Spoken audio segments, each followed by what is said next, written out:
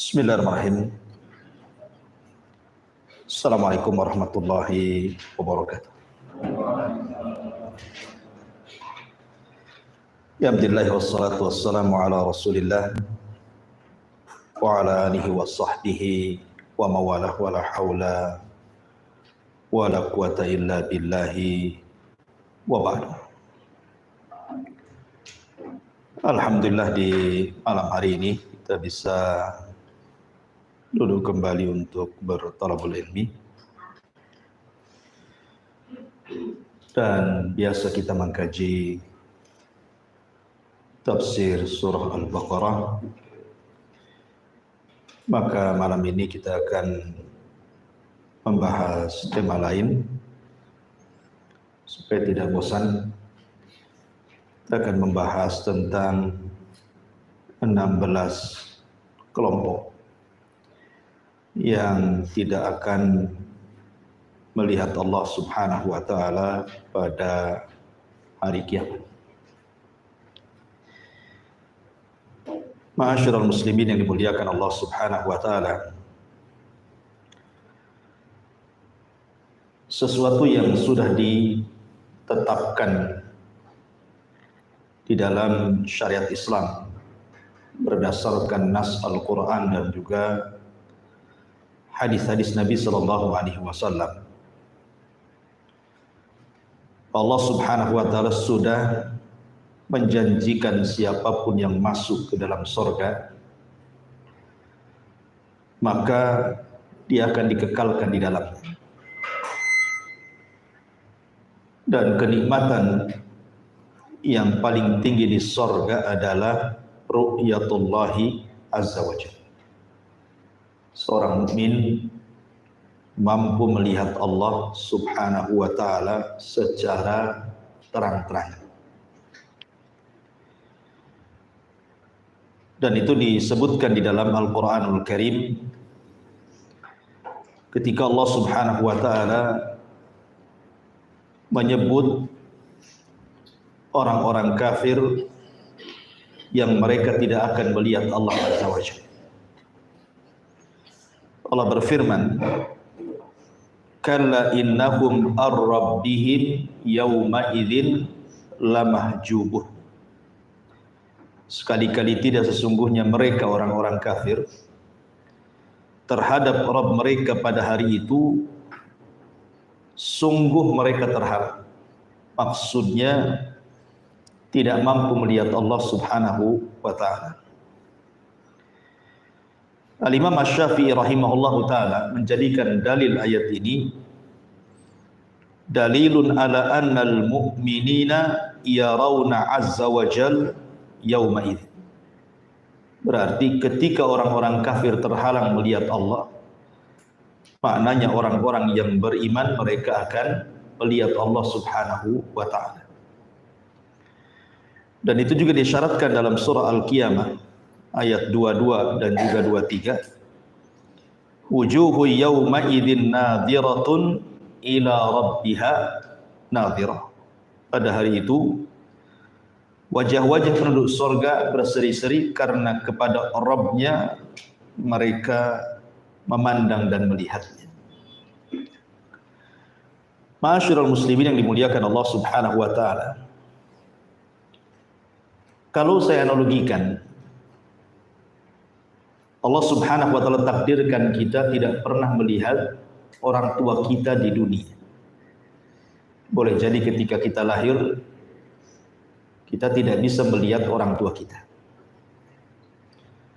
Tentu anak yang baik dan soleh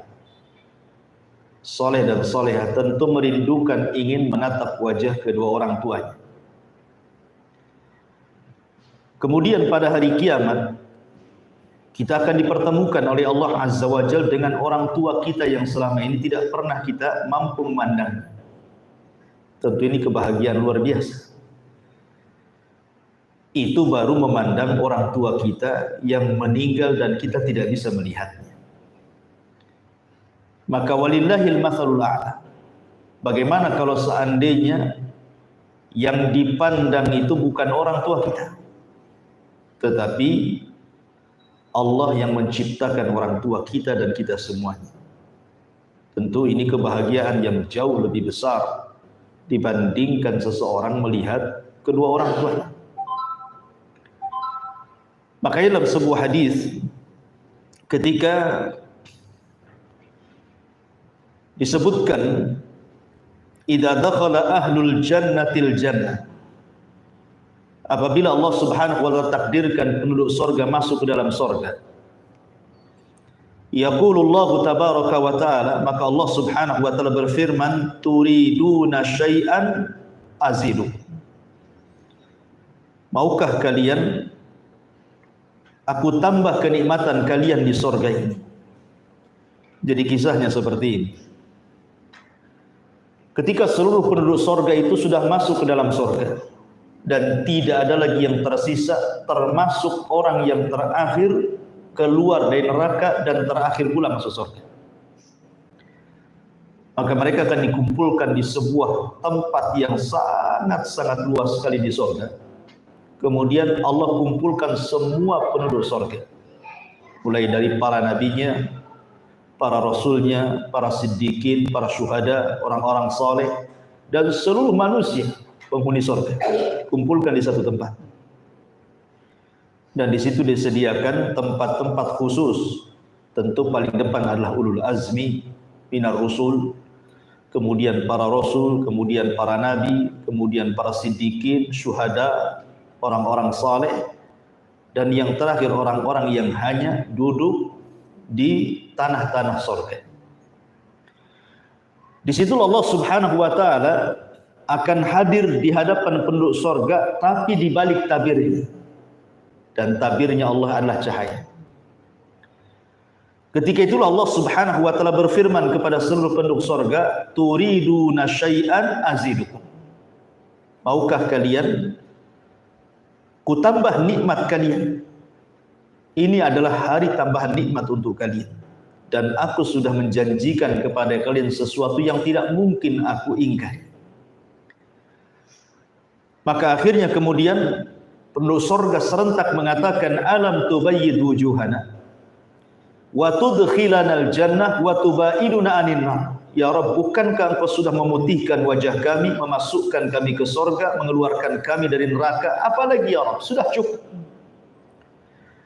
Tetapi tiba-tiba fakushifal hijab, tiba-tiba hijab Allah Subhanahu wa taala terbuka, di mana seluruh penduduk surga menatap ke langit, dan disitulah mereka melihat wajah Allah Subhanahu wa taala.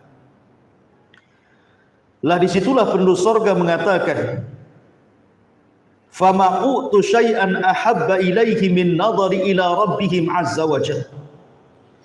Tidak ada sesuatu nikmat yang Allah Subhanahu wa taala anugerahkan kepada seluruh penduduk surga dibandingkan mereka mampu melihat wajah Allah Subhanahu wa taala. Mereka ketika melihat tidak berdesak-desakan, laksana mereka melihat bulan saat purnama. Maka Allah Subhanahu wa taala mengucapkan kepada mereka, salamun alaikum, keselamatan bagi kalian. Maka seluruh penduduk surga mengatakan, Allahumma antas salam wa minkas salam tabarakta ya dzal jalali wal ikram. Ma'asyiral muslimin yang dimuliakan Allah Azza wa Jalla, dari sini kita tahu bahwa tidak ada nikmat melebihi surga itu sendiri dibandingkan ru'yatullah, orang yang memandang wajah Allah Subhanahu wa taala. Tetapi yang ingin saya jelaskan malam ini, di sana ada orang-orang yang diharamkan oleh Allah Subhanahu wa taala untuk melihat wajah Allah pada hari kiamat. Siapa mereka? Inilah yang kita akan bahas. Ma'asyiral muslimin yang dimuliakan Allah Subhanahu wa taala, ada 16 kelompok berdasarkan nas Al-Qur'an dan juga hadis-hadis Nabi sallallahu alaihi wasallam, di mana 16 kelompok ini oleh Allah Subhanahu wa taala tidak diizinkan untuk melihat Allah. Yang pertama disebutkan di dalam Al-Qur'anul Karim surah Ali Imran ayat 77. Allah Subhanahu wa taala berfirman, "Innal ladzina yashtaruna bi ahdillahi wa aymanihim thamanan qalila ulaika la khalaqa lahum fil akhirati wa la yukallimuhumullahu wa la yanzuru ilaihim yaumal qiyamati wa la yuzakkihim wa lahum adzabun alim." Sesungguhnya orang-orang yang memperjualbelikan janji-janji Allah dan sumpah-sumpah mereka dengan harga yang murah, mereka itu tidak memperoleh bagian di akhirat. Allah tidak akan menyapa mereka, tidak akan memperhatikan pada hari kiamat.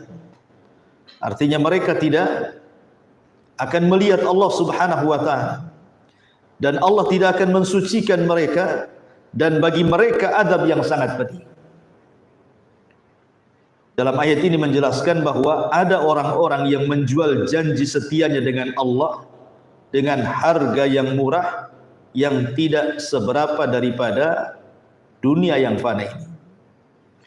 Jadi kelompok yang pertama adalah orang-orang yang suka bersumpah dengan sumpah dusta. Ayat ini turun kepada seorang sahabat namanya Ash'ath. Dia bermasalah dengan orang Yahudi soal tanah. Jadi Ash'ath ini bermasalah dengan orang Yahudi soal kepemilikan tanah.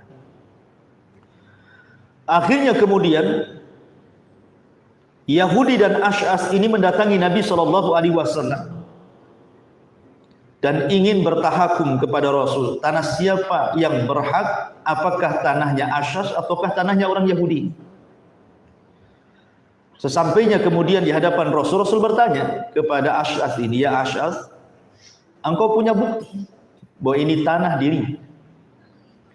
Kata Ash'ath, "Saya tidak punya bukti wahai Rasul, tapi saya bisa bersumpah dengan mengatakan, wallahi ini tanah saya," kan begitu. Maka kemudian Nabi SAW mengatakan kepada orang Yahudi dan mengatakan, "Kau siap bersumpah bahwa itu adalah tanahmu?" Maka orang Yahudi mengatakan, "Saya pun siap bersumpah bahwa ini tanahku," gitu. Jadi saling mengklaim di sini. Lah ketika saling mengklaim inilah kemudian turun ayat ini. Innal ladzina yashtaruna bi ahdillahi wa aymanihim tsamanan qalila. Sesungguhnya orang-orang yang memperjualbelikan janji Allah dan sumpah-sumpah mereka. Maksudnya sumpah dusta di sini. Maka balasannya ulaika la khalaqa lahum fil akhirah. Mereka tidak akan ada bagian di akhirat. Allah tidak akan bicara dengan mereka. Allah tidak akan memandang mereka pada hari kiamat, dan Allah tidak akan mensucikan mereka. Ma'asyiral muslimin yang dimuliakan Allah Azza wa Jalla. Jadi kelompok yang pertama adalah orang yang bersumpah dengan sumpah yang palsu. Dan sumpah yang palsu ini paling banyak berada di persidangan biasanya. Ya. Hakim-hakim yang mereka tidak jujur, yang mereka dibayar, kemudian mendatangkan saksi-saksi palsu untuk bersumpah. Maka merekalah masuk pada firman Allah surah Al-Imran ayat 77 ini. Mereka tidak akan dilihat oleh Allah Subhanahu wa ta'ala. Padahal melihat Allah itu sesuatu yang luar biasa. Sudah saya jelaskan, nikmat terbesar yang ada di surga. Kenapa sedemikian besarnya ancaman orang-orang ini, di mana Allah tidak akan melihat mereka? Karena biasanya persaksian palsu, apalagi terjadi di persidangan itu, akan menjadikan seseorang kehilangan haknya, kan? Yang harusnya dia punya harta, akhirnya hilang hartanya. Yang harusnya dia tidak dihukum, artinya kemudian menjadi dihukum. Terkadang hukumannya dipenjara sekian puluh tahun, terkadang sampai hilang nyawa, gara-gara persaksian palsu tadi. Makanya kenapa kemudian ancamannya sedemikian berat? Allah tidak akan memandang mereka. Ini satu kelompok. Kemudian kelompok yang kedua, al-hakim alladhi yatahajjab an ra'iyatihi wala yanzuru fi hajatihim wa faqrihim. Seorang penguasa, seorang pejabat, seorang pemimpin yang mereka sama sekali tidak peduli dengan bawahannya, dengan rakyatnya, bahkan tidak memandang hajat-hajat mereka dan kefakiran mereka. Dan ini disebutkan dalam sebuah hadis dari Abi Maryam Al-Azdi. Beliau mengatakan, bersabda Nabi SAW, man waliya min umuril muslimina syai'an, sesiapa yang memikul tanggung jawab untuk mengurusi orang-orang Islam, fahtajaba duna khullatihim wa hajatihim wa faqrihim, kemudian dia gagal memenuhi tanggung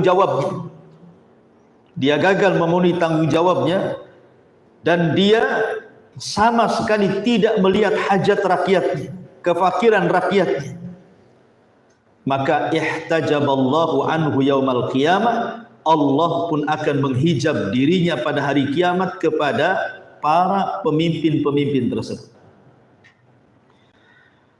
Maka kelompok yang kedua adalah para penguasa yang sudah ditunjuk oleh rakyat kemudian menjadi pemimpin. Ya, boleh jadi mulai dari tingkat presiden sampai kemudian tingkat yang paling rendah RT RW gitu, atau mungkin caleg gitu ya, anggota DPR dan begitu seterusnya. Maka ini masuk pada hadis ini. Setelah mereka diamanahi oleh Allah Subhanahu wa taala untuk memimpin manusia, kemudian mereka tidak punya hajat untuk mengurusi manusia, hanya semata-mata mencari dunia saja, maka mereka masuk pada hadis ini. Maka Allah tidak akan melihat mereka, Allah akan menghalangi diri dari mereka. Ini pun kelompok yang kedua. Kemudian kelompok yang ketiga, syaikhun zanin, orang yang sudah tua, sudah kakek, sudah nenek, tetapi dia masih berzina. Kemudian yang keempat, malikun kadzdzab, para pemimpin yang dusta. Kemudian yang kelima, ailun mustakbar, orang miskin tapi sombong. Tiga kelompok ini disebutkan dalam satu hadis dari Abu Hurairah radhiyallahu an. Nabi SAW bersabda, salasatun la yukallimuhumullahu yaumal qiyamah wa la yanzuru ilaihim wa la yuzakkihim wa lahum adzabun alim, syaikhun zanin wa malikun kadzdzab wa ailun mustakbir. Tiga kelompok, kata Rasul, Allah tidak mengajak bicara mereka pada hari kiamat kecuali dengan ucapan-ucapan yang sangat keras kepada mereka. Dan Allah tidak melihat mereka, maksudnya tidak melihat mereka dengan penglihatan rahmat. Dan Allah tidak akan membersihkan mereka. Dan bagi mereka azab yang pedih. Yang pertama, syaikhun zani, orang yang sudah tua tapi masih berzina. Kenapa kemudian di sini orang yang sudah tua berzina lebih besar dosanya dibandingkan anak muda berzina? Sampai-sampai Rasul mengatakan orang ini tidak akan diajak bicara, tidak akan dilihat Allah, dan tidak akan dibersihkan oleh Allah pada hari kiamat. Pertama, ikhwan, karena yang namanya orang sudah tua artinya sudah dekat dengan kematian. Kata Nabi SAW, a'maru ummati bainas sittina wasab'in, bahwa usia umatku itu berkisar antara 60 sampai 70 tahun saja. Dan sedikit yang melewati 70 tahun, ada tapi sedikit. Umumnya umat Nabi SAW itu usia 70 tahun sudah meninggal. Walaupun ada yang masih hidup, tidak banyak. Artinya orang yang sudah tua, usianya mungkin sudah 50 tahun ke atas, atau mungkin sudah mencapai 60 tahun. Artinya orang-orang seperti ini kan sudah dekat ajalnya, gitu maksudnya. Kalau sudah dekat ajalnya, harusnya dia lebih mendekatkan diri kepada Allah Subhanahu wa taala, bukannya kemudian dia malah melampiaskan syahwatnya.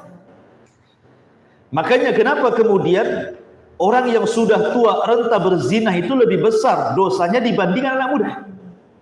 Karena usia dia sebenarnya sudah mendekati ajal. Ini yang pertama. Yang kedua, umumnya orang yang sudah tua, yang sudah kakek, sudah nenek itu, umumnya syahwat mereka sudah berkurang. Beda dengan anak muda, lonjak-lonjak gitu. Kalau orang tua kan syahwatnya sudah kurang. Bahkan mungkin yang perempuan kebanyakan mereka sudah menopause gitu ya. Dan syahwat yang sudah tua pun sudah berkurang tensinya. Artinya bahwa kalau kemudian syahwatnya yang lemah tersebut masih kemudian diumbar dan melakukan perzinahan, menunjukkan bahwa kakek dan nenek tersebut memang zina itu kebiasaan hidupnya. Artinya memang buruk akhlaknya.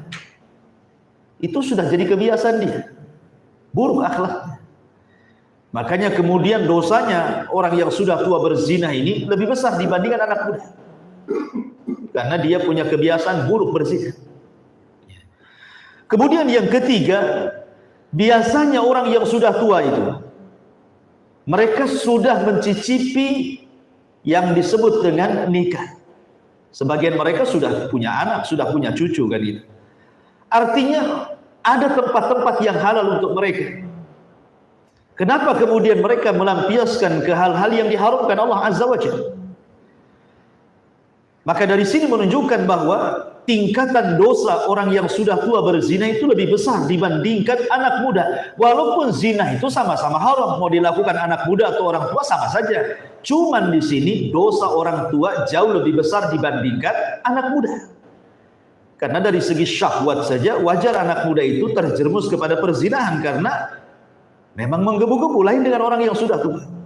Makanya kata Nabi SAW, syaikhun zanin, orang yang sudah tua masih berzina ini, yang harusnya lebih taat kepada Allah di masa tuanya malah bermaksiat, makanya dosanya dilipat gandakan dibandingkan anak muda yang berzina. Ini beberapa alasan kenapa orang tua berzina itu tidak akan diajak bicara, Allah tidak akan melihatnya, dan Allah tidak akan membersihkan, dan bagi mereka adab yang sangat pedih. Ini yang nomor 3. Kemudian yang nomor 4, malikun kadzdzab. Kata Nabi SAW, wa malikun kadzdzab. Dan para pemimpin yang berdusta. Dusta itu sifatnya orang munafik. Siapapun yang berdusta tidak mesti pemimpin. Tidak boleh, dosa besar dusta itu. Makanya Imam Zahabi memasukkan kadzdzab, dusta itu bagian daripada dosa besar, dan Rasul memasukkan dusta itu alamat min alamatin nifaq. Ya, tanda dari tanda-tanda kemunafikan gitu. Tetapi kalau dusta ini dilakukan bukan orang biasa, tapi seorang pemimpin. Seseorang yang memiliki masa yang banyak, maka dusta yang dilakukan orang tersebut jauh lebih besar dosanya dibandingkan orang biasa.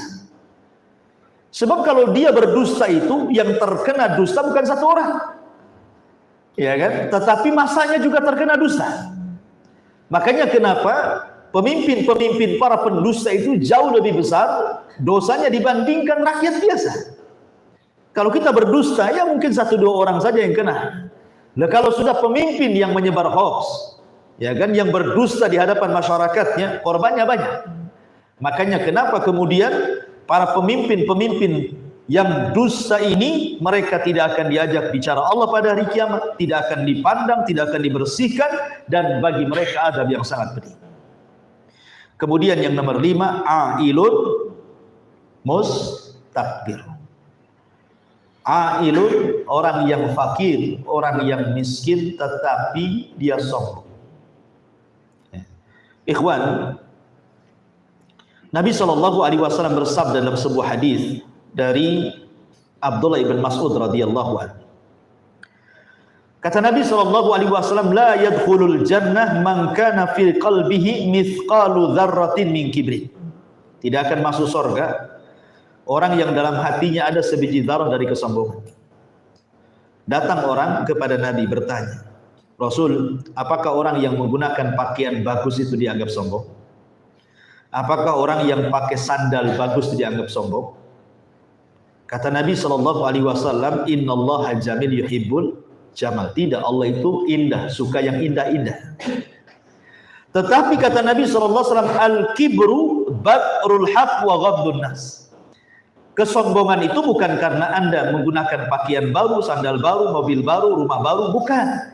Tapi sombong itu kata Rasul ketika Anda mulai menolak nasihat kebenaran dan mulai meremehkan orang lain. Jadi kalau kita pakai pakaian bagus, belum dianggap sombong kecuali niatnya untuk merendahkan orang. Kalau kita punya rumah bagus, tidak dianggap sombong kecuali dalam merendahkan orang lain. Jadi niatnya yang dianggap sombong, bukan rumahnya, bukan kendaraannya, bukan pakainya, tidak. Tapi niat kita memakainya. Lah artinya begini ikhwan, sombong itu kan ada sebab. Kenapa orang itu bisa sombong? Pasti ada sebabnya kan. Mungkin sebabnya karena dia kaya. Dengan kekayaannya dia sombong. Ya, makanya Allah mengatakan karena innal insana la yatgha an ra'ahu istaghna. Terkadang manusia itu mudah melampaui batas ketika Allah bentangkan rezeki kepadanya. Terkadang orang kaya sombong wajar karena ada sebab kesombongan. Apa penyebab sombongnya? Karena kaya. Ya. Atau karena cantik, karena ganteng, karena jabatan, karena kepemimpinan. Ada sebab dia sombong itu. Tetapi di sana ada orang-orang yang tidak ada sebab untuk disombongkan, kemudian dia sombong. Itu maksudnya. Kita bisa pahami ya? Ya. Lah ada orang-orang yang tidak punya sebab dia menyombongkan dirinya, tiba-tiba dia sombong. Siapa mereka? Sudah miskin, sombong, itu maksudnya. Kenapa kemudian orang miskin kemudian sombong? Karena dia tidak punya sebab yang disombongkan, tiba-tiba dia sombong. Makanya orang kaya sombong lebih rendah dosanya dibandingkan orang miskin sombong, gitu maksudnya. Bisa dipahami ya? Ya. Hati-hati gitu. Udah miskin sombong lagi pula gitu. Kalau kaya ya nggak apa-apa lah kan gitu.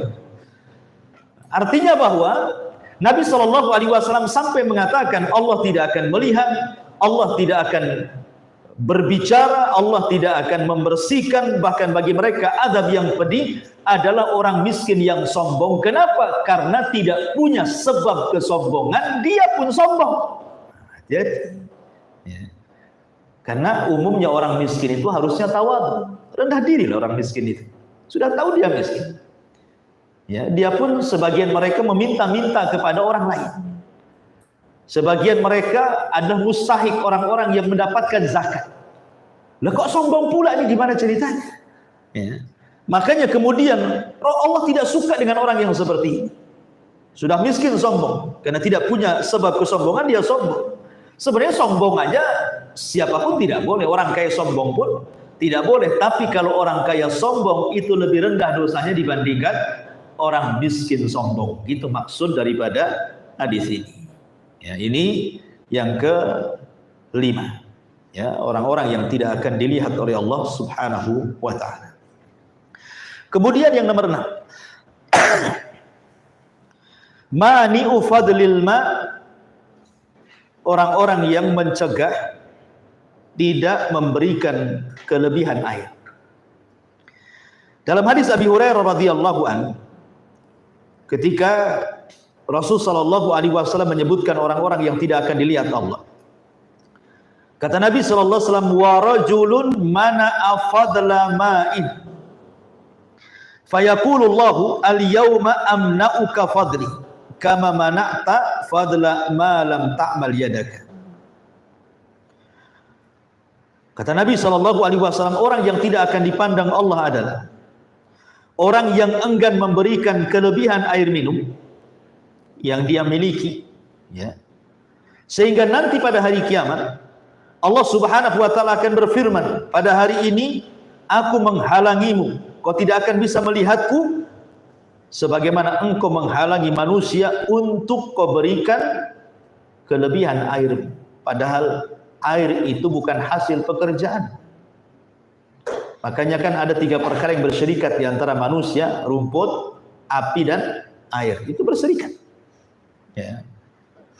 berserikat. Tidak boleh dijual belikan. Kalaupun umpamanya ada orang jual beli air, itu bukan air yang dijual, tapi jual beli jasanya. Umpamanya antum buat isi air ulang, maka kita menjual beli jasa karena antum beli alat saja berapa, kemudian listriknya, kemudian perawatannya, kemudian minta sertifikat dari pihak kesehatannya, kan banyak modal dikeluarkan. Ya. Jadi kita bukan jual beli air, tetapi jual beli jasa maksudnya. Belum lagi beli galonnya dan begitu seterusnya. Ya, jadi orang tidak boleh mencegah orang minta air. Antum punya sumur, antum kan hanya ditugaskan untuk menggali. Yang mengeluarkan air itu kan Allah. Artinya bukan kita yang mengadakan air, Allah yang mengadakan air. Kita kan cuma gali saja. Lah kalau seandainya kemudian kita punya sumur, kemudian ada tetangga minta air dan kita sudah kelebihan, kemudian kita tidak memberinya, ini masuk pada hadis ini.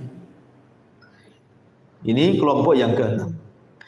Kemudian kelompok yang ke-7, sahibu bai'atin min ajli dunya fa illam yu'tahu min lam yuwaffalahu. Jadi sahibu bai'atin min ajli dunia, orang yang berbaiat kepada penguasa tetapi karena urusan dunia. Jadi orang yang taat mendekati penguasa, bahasa kitanya menjilat penguasa lah kan itu ya. Dekat dengan penguasa. Tetapi urusannya bukan urusan akhirat, hanya urusan dunia saja.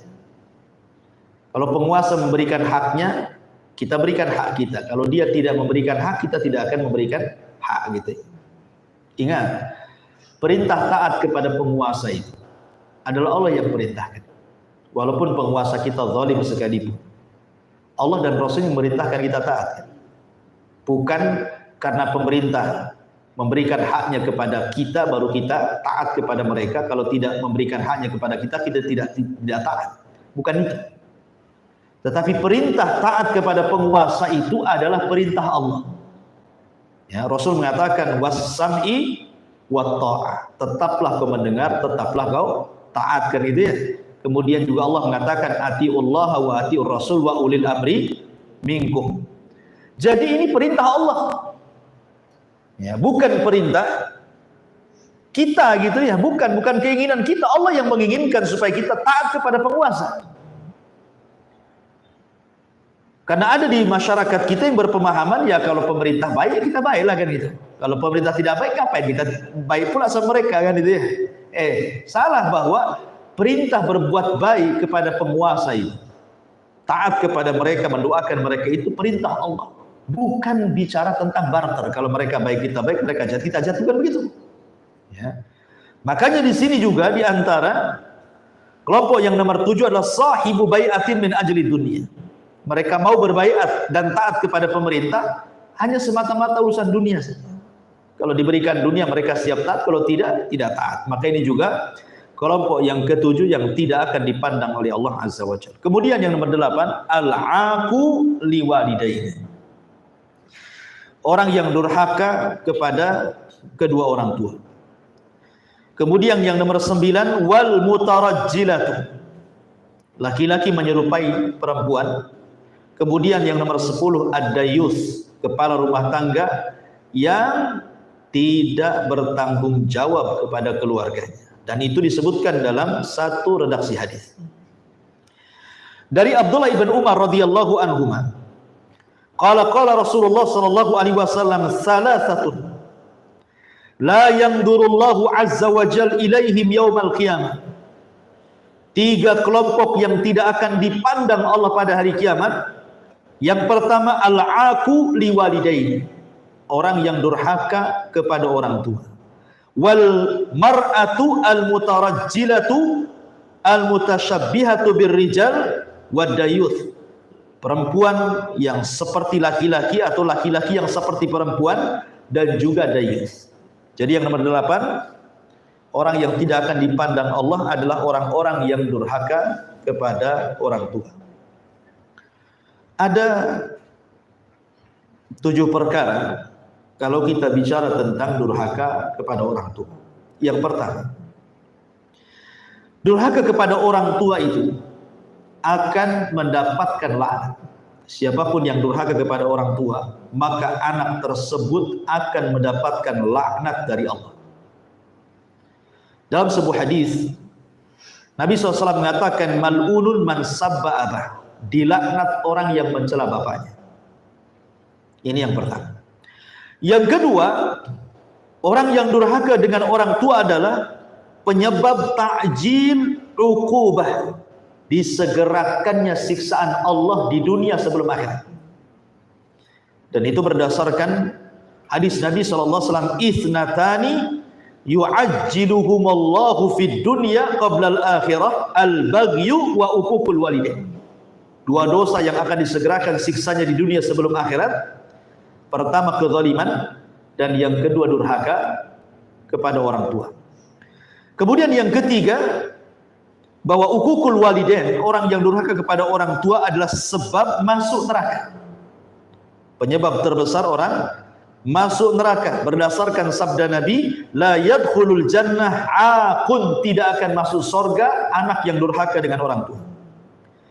Kemudian yang keempat, di antara sebab mustajab doa orang tua, kalau dia berdoa keburukan kepada anak, karena anak itu durhaka kepada orang tuanya. Jangan anggap enteng kalau anak durhaka kepada orang tua, tiba-tiba orang tuanya mendoakan keburukan, maka itu satu di antara penyebab dikabulkan doa. Karena secara umum orang yang dizalimi, jangankan orang tua, orang yang dizalimi siapapun atau orang kafir sekalipun mustajab doa, ya kan?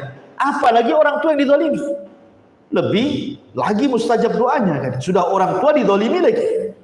Maka ini juga hal yang harus dikhawatirkan. Kemudian yang nomor 5, bahwa uququl walidain, orang yang durhaka kepada orang tua, dia tidak akan selamat dari berkah. Artinya dicabut berkah dalam kehidupan. Dia tidak akan senang hidupnya. Walaupun banyak harta, walaupun banyak anak, walaupun banyak kenikmatan hidupnya, tidak akan berkah. Hidupnya akan susah. Kemudian yang nomor 6, bahwa uququl walidain adalah yaftah liwalidayhi ala nafsihi, dia pun akan membuka pintu kelak kalau seandainya dia punya anak, maka anaknya akan durhaka kepada dia. Jadi kalau kita durhaka kepada orang tua, nanti anak kita durhaka kepada kita. Itu maksudnya. Bahasa lainnya hukum karma gitu ya. Kata Nabi SAW, tabarru aba'akum tabarrukum abna'ukum. Berbuat baiklah kepada orang tua, maka anak kalian akan berbuat baik kepada kalian. Dan yang terakhir nomor 7, bahwa uququl walidain adalah penyebab orang ini tertahannya doa. Ya, di antara orang yang berdoa tapi kok tidak pernah dikabulkan oleh Allah Azza wa Jalla, jangan-jangan kita ini karena durhaka kepada orang tua. Ini yang nomor 8. Kemudian yang nomor 9, al-mutarajjil. Laki-laki menyerupai perempuan atau sebaliknya. Ya, dan ini banyak sekali hari ini. Hari ini kan sudah luar biasa gitu ya. Kita lihat seragam-seragam kerja perempuan saja hampir menyerupai laki-laki. Ya kan? Pakai celana, ya kan? Kemudian pakai pakaian ketat-ketat, nampak bentuk tubuhnya, auratnya. Nah, itu kan masuk juga. Padahal kan tidak boleh wanita itu harus menutup aurat dengan cara ya tadi, dengan longgar, kemudian pakainya tebal gitu ya, kemudian tidak membuka auratnya. Maksudnya yang boleh dibuka hanya wajah dan telapak tangan saja, selebihnya harus tertutup kan itu. Tapi umumnya di masyarakat kan tidak hari ini. Kita lihat hampir di semua tempat pekerjaan perempuan itu, anggap saja di pom-pom bensinnya yang paling mudah kita lihat kan, ya seperti itu seragamnya. Dan laki-laki juga banyak juga yang jadi bencong kan, ngeri juga gitu ya di masyarakat ini. Maka ini juga kata Nabi SAW, salah satu orang-orang yang tidak akan dipandang oleh Allah Azza wa Jalla. Kemudian yang nomor 10, dayus. Kata Imam Ibn Utsaimin rahimahullahu ta'ala ketika memberikan makna dayus, dayus adalah alladhi yarda al-fahishata fi ahli. kepala rumah tangga yang redha kalau seandainya terjadi kemaksiatan di tengah-tengah keluarganya. Anaknya tidak berjilbab, diam saja orang tuanya. Gitu ya. Anak perempuannya pulang tengah malam, diam saja dia. Anaknya tidak sholat, ya diam saja. Ya, istrinya tidak sholat, ya tidak pernah digubris. Jadi dayuth itu intinya adalah kemaksiatan yang dilakukan anak, istri ataupun keluarganya dibiarkan saja. Itu namanya dayuth. Dan ini banyak di masyarakat, khususnya orang-orang awam itu biasa-biasa saja. Kadang-kadang kalau di desa-desa ya, zaman kita dulu, kadang-kadang ada laki-laki apel ke rumahnya, itu seneng orang tuanya. Seneng mana? Kalau nggak diapeli anaknya itu dikira nggak laku tuh anaknya. Karena zaman orang dulu kan itu. Kadang-kadang sengaja orang tuanya pergi biar itu mungkin jodohnya. Na'udzubillah, ya kan? Ini yang nomor 10. Kemudian yang nomor 11. Yang nomor 11. Man amila amala qaumi Lut. Orang yang melakukan amalnya kaum Lut, homoseksual. Kemudian yang nomor 12 asyudzud, asyadzun. Syadzun itu orang yang ada penyimpangan dalam menggauli pasangannya, seperti menggauli istrinya dari duburnya, naudzubillah. Dan ini berdasarkan satu redaksi hadis dari Abdullah ibn Abbas radhiyallahu anhuma, Nabi SAW bersabda, la yanzurullahu ta'ala ila rajulin ata rajulan au imra'atan fi duburi. Allah tidak akan memandang kepada laki-laki yang mendatangi laki-laki atau seseorang mendatangi pasangannya dari duburnya. Jadi yang nomor 11 adalah orang yang melakukan homoseksual. Nabi SAW pernah mengatakan 3 kali mengucapkan la'anallah man amila amala qaumi Lut. Allah melaknat orang yang mengamalkan amalan kaum Lut. Kemudian Rasul mengatakan la'anallah man amila qaumi Lut. La'anallah man amila qaumi Lut. 3 kali Rasul mengatakan semoga Allah laknat, semoga Allah laknat, semoga Allah laknat orang yang melakukan amalan kaum Lut. Maksudnya homoseksual. Dan herannya di negeri kita ada orang-orang yang mereka mulai mencoba untuk melegalkan gitu ya, pernikahan sesama jenis gitu kan. Nah, sampai dulu ya kalau nggak salah itu sebagian mereka orang gay ini sampai membuat fikih gay ya. Dan minta supaya diresmikan oleh MUI di mana itu, di Jawa atau di mana gitu. Jadi orang mereka sendiri membuat fikih itu. Sholatnya gay gitu. Kemudian tayamumnya gay, kemudian wudunya gay, puasanya gay gitu ya. Jadi sampai ngarang buku fikih orang itu. Alhamdulillah kemudian tidak direkomendasi oleh MUI. Ya ngapain coba? Gaynya sendiri dilarang. Ya, buat fikih pula dia. Ya, makanya di sini kenapa demikian? Karena memang kalau mereka paham tidak ada di Quran satu perbuatan dosa yang paling banyak celaannya kecuali homoseksual. Yang paling banyak celaannya. Ya dikatakan kaumun tajhalun, orang bodoh, kaum yang zalim, kaum yang melampaui batas, kaum macam-macam ya di Quran. Makanya sampai para ulama mengatakan tidak ada dosa yang paling banyak celaan dalam Al-Quran melebihi homoseksual. Ya. Karena siksaannya juga luar biasa itu. Tidak ada kaum yang disiksa oleh Allah seperti siksaan kaum Lut. Bayangkan sampai ditancapkan oleh satu sayap Jibril, kemudian negaranya diangkat ke langit, habis itu dihujani meteor, kemudian ditumpahkan lagi ke bumi gitu ya. Luar biasa. Jadi kalau mereka paham bagaimana sejarah kaum Lut, harusnya mereka sadar. Dan ini bukan fitrah. Ini bukan fitrah. Ini penyimpangan. Dan ini bukan takdir, ini penyimpangan. Kemudian juga asyadzun artinya orang yang mendatangi pasangannya dari lubang-luburnya, naudzubillah. Kemudian juga yang nomor 13 al-mannan. Al-mannan. Kemudian yang nomor 14 al-musbil izarahu, yang melemparkan kainnya di bawah mata kaki. Kemudian yang nomor 15 al-ba'i al-munfik sil'atahu bil kadhib, orang yang suka menjual sesuatu dengan suka bersumpah-sumpah palsu. Dan 3 perkara ini Disebutkan dalam satu redaksi hadis dari Abi Dzar Al-Ghifari radhiyallahu an, Nabi SAW bersabda, "Thalathatun la yukallimuhumullahu yaumal qiyamah wa la yuzakkihim wa lahum adzabun alim." Faqala Rasulullah SAW thalatha marrah. Faqultu khabu wa khasir. Man hum ya Rasulullah? Qala al-mannan wal munfik sil'atahu bil halifi wal musbilu izarah. Dari Abi Dzar radhiyallahu an, dia mengatakan 3 kelompok Allah tidak akan bicara pada mereka pada hari kiamat. Allah tidak akan membersihkan mereka. Dalam riwayat, Allah tidak akan melihat mereka, dan bagi mereka azab yang sangat pedih. Maka Rasul menyebutnya 3 kali. Kemudian kata Nabi SAW, al-mannan, orang yang suka mengungkit-ungkit pemberian. Jadi yang nomor 13 adalah al-mannan. Tapi kalau maksudnya mengungkit di sini artinya dia bukan mengungkit artinya kebaikan dia, tidak. Umpamanya kalau ada orang yang sudah antum kasih jasa, antum tolong dia umpamanya kan, antum kasih modal dia, antum kasih sedekah dia, tiba-tiba kemudian dia menyakiti antum. Orang yang antum kasih bantuan ini tiba-tiba menyakiti kita. Kemudian kita datang, antum ini gimana sih? Ana sudah bantu antum tapi antum masih ngomong ana begini-begini. Nah, ini bukan manang ini. Ini enggak masalah. Ya, kalau orang ngomong seperti ini bukan termasuk mengungkit-ungkit, bukan. Ya. Yang mengungkit-ungkit itu maksudnya bahwa dia merasa rugi apa yang sudah diberikan kepada orang lain. Merasa rugi gitu ya. Ya.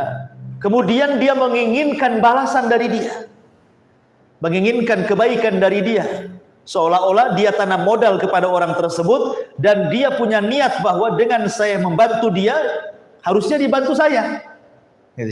Ya, seolah-olah dia ingin ada barter dalam kebaikannya. Ya, tapi kalau hanya mengingatkan saja, itu bukan manan, mengingatkan. Seperti umpamanya orang itu menyakiti kita sementara kita sudah bantu, kita hanya ingatkan saja. Anak kan sudah bantu antum. Masa antum ngomong sama saya tentang begini-begini? Itu mengingatkan namanya. Itu para ulama mengatakan tidak manan. Ya. Jadi manan itu maksudnya adalah karena dia ada timbal balik urusan dunia. Seolah-olah dia nolong itu supaya dia memberikan sesuatu kepadanya. Itu disebut manan. Kemudian yang nomor 14, al-musbil izarah. Al-musbil izarahu, orang yang isbah. Orang yang melembrehkan mata kakinya tertutup dengan kain. Ada yang mengatakan bahwa musbil itu dilarang bagi orang yang sombong.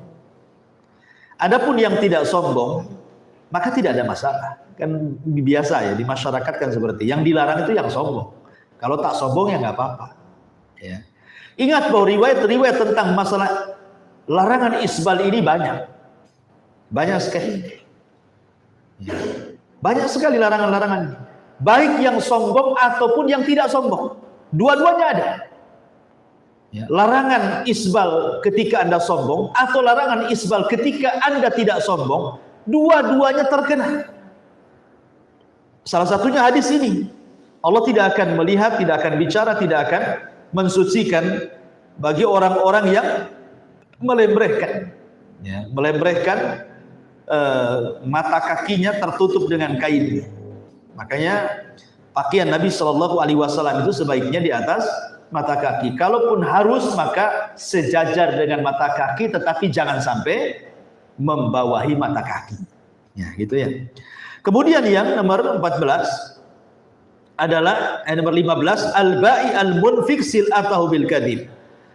Jual beli yang sedikit-sedikit bersumpah dengan sumpah palsu, dikit-dikit sumpah untuk melariskan dagangannya. Kan biasa ya, para pedagang itu terkadang mereka berani bersumpah-sumpah untuk melariskan dagangannya. Maka ini pun masuk ke dalam kategori hadis ini. Dan yang terakhir adalah imra'atun la tashkuru li zawjiha, wanita yang tidak pernah bersyukur dengan suaminya. Dan ini berdasarkan hadis Abdullah ibn Amr, di mana Nabi SAW bersabda, la yanzurullahu ila imra'atin la tashkuru li zawjiha wa hiya la tastaghni anhu.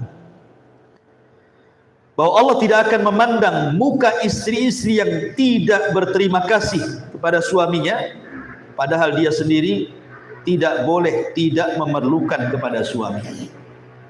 Dia tidak bisa hidup sendiri tanpa suami. Dia masih minta bulanan kepada suami. Dia masih tinggal di rumah kontrakan yang dikontrak suaminya atau yang dibeli suaminya. Tetapi dia masih tidak bersyukur kepada suaminya. Nah, gitu maksudnya. Ya, maka istri yang seperti ini tidak akan dipandang oleh Allah Subhanahu wa taala. Kan banyak tuh. Ya, di antara salah satu bengkoknya seorang istri itu adalah kufur kepada suami. Dan kita pun harus paham, ya, laki-laki harus paham bahwa kekurangan yang paling besar pada istri itu adalah biasanya istri mudah melupakan kebaikan kita sebagai suami. Itu umumnya, hampir semua manusia. Ya, termasuk istri antum juga. Ya. Karena memang ini sifat yang memang melekat pada mereka. Melekat pada semua wanita ini namanya. Karena wanita itu kan naqisatu aqlin wadin, sudah agamanya kurang, akalnya kurang. Sehingga mereka mudah melupakan kebaikan suaminya. Ketika kemudian Nabi SAW mengatakan, aku pernah melihat neraka, ternyata kebanyakan penghuninya adalah para wanita.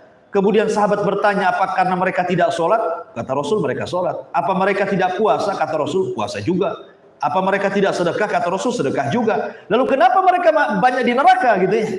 Maka Rasul mengatakan walakinnahunna yakfurnal ashir, karena mereka suka kufur dengan suaminya. Kemudian Rasul menjelaskan apa bentuk kufurnya. Apabila engkau berbuat baik seumur hidupmu kepada istrimu, kemudian satu kali Anda melakukan kesalahan, maka istri akan mengatakan engkau belum pernah berbuat baik sedikit pun kepada. Dan itu akan antum alami. Ya. Antum alami, akan antum alami seperti itu. Dan pasti antum yang berumah tangga sudah antum alami. Cuman bahasanya kan nggak bahasa seperti itu. Ya, bahasa yang lain mungkin, abang ini nggak pernah perhatiin saya. Hari-hari diperhatiin. Kasih makan, kasih ini, kasih itu. Bilang pula nggak pernah perhatian gitu kan. Anaknya sudah banyak dibilang nggak perhatian coba.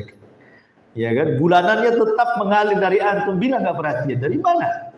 Itu perhatian dia. Ya, jadi memang bahasa-bahasa ini kan bahasa Nabi seperti itu, tapi bahasa istri antum kan beda. Yang semakna dengan itu intinya, tidak perhatian lah, kurang inilah, kurang itu, macam-macam ya kan. Ya itulah makanya disebut imra'atun la tashkuru li zawjiha. Maka yang nomor 16 yang terakhir, bahwa Allah tidak akan memandang wanita yang tidak pernah bersyukur kepada suaminya. Inilah diantara 16 kelompok yang tidak akan dipandang oleh Allah Subhanahu wa ta'ala. Padahal memandang Allah adalah sebuah nikmat yang paling besar. Kalau kita mampu memandang Allah dan Allah memandang kita dengan rahmat, maka ini sebuah kenikmatan besar yang Allah anugerahkan kepada kita. Wallahu a'lam bishawab. Ini yang bisa saya sampaikan, ya, karena juga kondisi kurang sehat juga. Subhanallah bihamdika, asyhadu an la ilaha illa anta astaghfiruka wa atubu ilaik. Allahu ta'ala alam. Assalamualaikum warahmatullahi wabarakatuh.